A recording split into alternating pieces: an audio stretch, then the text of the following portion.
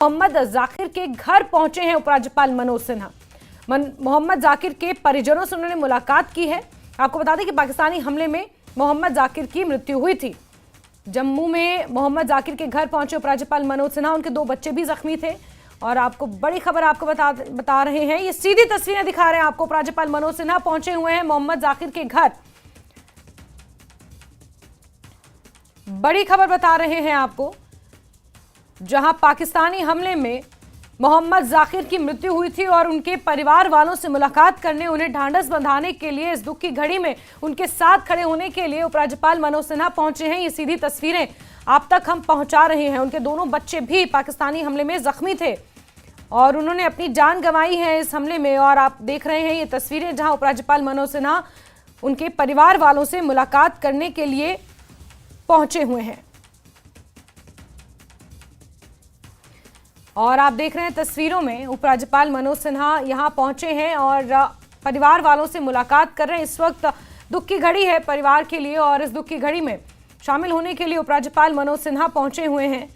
इस वक्त की अहम खबर, और जहां एक तरफ मुख्यमंत्री उमर अब्दुल्ला पुंछ पहुंचे हैं, हालातों का जायजा ले रहे हैं, तो वहीं उपराज्यपाल मनोज सिन्हा मोहम्मद जाकिर के घर जम्मू में पहुंचे हैं। और आपको बता दें कि शहरी इलाकों को निशाना बनाने की कोशिश पाकिस्तान की तरफ से की गई थी। उपराज्यपाल की आप तस्वीरें देख रहे हैं, ये थोड़े से पहले की तस्वीरें हैं जब उपराज्यपाल पहुंचे थे मोहम्मद जाकिर के घर उनके परिवार वालों से मिलने के लिए। और वे सीधी तस्वीरें दिखा रहे हैं आपको, जहां अंदर बैठे हैं, परिवार वालों से मुलाकात कर रहे हैं। समीर हमारे साथ जुड़े हुए हैं। समीर, इस दुख की घड़ी में उपराज्यपाल मनोज सिन्हा इस परिवार के साथ हैं, उनसे मुलाकात करने पहुंचे हुए हैं। हालांकि जो उन्होंने खोया वो वापस तो नहीं आएगा, लेकिन उनका दुख बांटने के लिए जरूर उपराज्यपाल यहां पहुंचे हैं।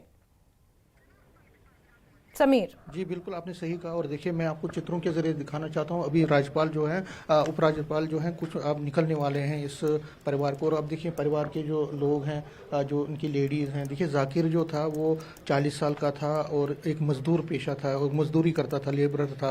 और जब ये फायरिंग हुई तो उसके बाद उनको जो है उसमें जख्म में आ गए वो शेलिंग में। और देखिए उपराज्यपाल जो है अब निकलने वाले हैं। हम तस्वीरों में सीधा दिखा रहे हैं। हम बाइट भी कोशिश करेंगे उनसे बात करने की, लेकिन क्या वो बोलेंगे या नहीं बोलेंगे उस पर डिपेंड करता है। लेकिन उपराज्यपाल को आप तस्वीरों में देखें, फैमिली मेंबर से वो मिले, तकरीबन 10 मिनट तक उनके साथ उन्होंने बात की।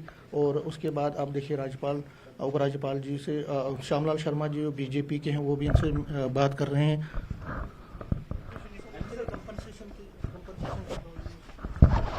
कंपनसेशन ना लेने कंपनसेशन दे दिया है, बाकी प्रशासन को करना है वो प्रशासन जल्दी करेगा। उन्होंने कहा है कि कंपनसेशन मिलेगी इनको, जो लोग हैं। और देखिए अभी भी वो फैमिली मेंबर से मिल रहे हैं। आप जो जैस्मीन, उन्होंने कहा कि जॉब के बारे में भी और कंपनसेशन के बारे में भी जब मैंने उनसे पूछा तो उन्होंने कहा कि उसके बारे में हम बात करें। और अभी भी फैमिली मेंबर से वो मिल रहे हैं। फैमिली मेंबर जो उनके हैं, देखिए 3 बच्चियाँ थी उनकी और 1 बच्चा, 4 टोटल, 1 मेल और 3 डॉटर्स थी उनकी। एक फैमिली उनकी मतलब एक तरह से डिवास्टेड हो गई है, क्योंकि 3 बच्चियां और 1 बेटा, 4 बच्चे और वाइफ छोड़ के वो चले गए हैं। इसलिए फैमिली मेम्बर्स के पास अब सहारा नहीं रहा कोई भी, उनके पास अब कोई भी ब्लड अंडर नहीं रहा। तो इसलिए जो यहाँ पे लोग आए हैं भारी संख्या में, इस खेरी इलाका, ये थोड़ा बनतलाब से जो एरिया है उससे थोड़ा 4 से 5 किलोमीटर ऊपर है, पहाड़ी इलाका है थोड़ा। तो यहाँ पे ही शल गिरे थे, तकरीबन 25 के करीब गोले गिरे थे उस दिन सैटरडे सुबह को। और देखिए अब उपराज्यपाल जो फैमिली मेंबर से मिलके निकल रहे हैं। और जब हमने उनसे बात की तो उन्होंने कहा कि एक कंपनसेशन और जॉब जो है वो सारी दी जाएगी, जो प्रोटोकॉल होते हैं वो दिए जाएंगे। तो अब जो इनके लोग हैं उनसे भी मैं बात करने की कोशिश करूँगा, जो उनके फैमिली मेम्बर से। सर, जो उपराज्यपाल आए थे, जो आपसे आपने क्या उनसे पूछा और उनके आने का क्या था? मेरा उनसे कहने का ये मतलब था कि 1947 से लेके 19 जितनी भी जंगें हुई हैं आज तक, इवन के जो करगिल वार हुई स्पेशली वो ये थी कि उसमें जितने भी शहीद हुए थे उनको शहीदों का दर्जा दिया गया गवर्नमेंट ऑफ रिकॉर्ड में, और साथ में जो उनको एक पेट्रोल पंप जो है वो दिया गया। मेरी एलजी से ये रिक्वेस्ट थी इस टाइम कि आप यहाँ पे आए हैं दूर दराज इलाके में, इनकी वाइफ की 3 छोटी छोटी बेटियां रह गई हैं, इनकी वाइफ के नाम पर पेट्रोल पंप कम से कम इनको अलॉट किया जाए। तभी तो 10 लाख रुपए इन्होंने दिए हैं, उससे क्या बनेगा? 3 बेटियां हैं इनकी, ये जंग की विक्टिम है। ये कोई यहाँ पे कोई टेररिस्ट अटैक नहीं हुआ, यहाँ पे जंग हुई है। We are the victim of war. So इसलिए मेरी रिक्वेस्ट थी। अब देखेंगे एलजी साहब इस पर क्या एक्शन लेते हैं। हमारा यही आज भी मुतालबा रहेगा, नेक्स्ट कोई भी आएगा हम उससे यही मुतालबा करेंगे कि एज लिस्ट इनको, एक तो इनका जो एक नाम है वो टेररिस्ट में उसमें शहीदों की लिस्ट में आना चाहिए, और दूसरा इनका जो है पेट्रोल पंप इनके नाम पे एक देना चाहिए ताकि ये अपनी जिंदगी आगे आराम से गुजार सके। इन्होंने 10 लाख रुपए तो ऑलरेडी सरकार ने दिया, जॉब के लिए भी आप नहीं, जॉब के लिए अगर इनकी मर्जी है वो दे दे, मैं तो कहता हूँ दे देनी चाहिए, लेकिन पेट्रोल पंप एक सफिशिएंट जो है वो मीन्स है, क्योंकि उसके साथ काफी लंबे तक अरसे तक ये अपना सर्वाइव कर सकते हैं। आपका नाम क्या है? जुल्फकार अली है, जुल्फकार अली।